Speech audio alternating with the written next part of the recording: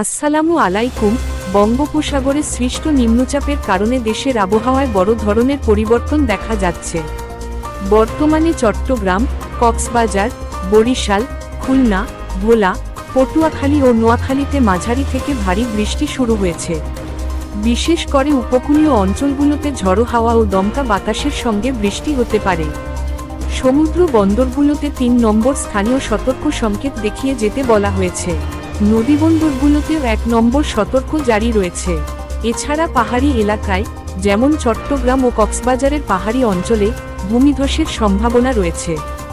ঢাকাসহ দেশের মধ্যাঞ্চলে হালকা থেকে মাঝারি বৃষ্টিপাত হতে পারে।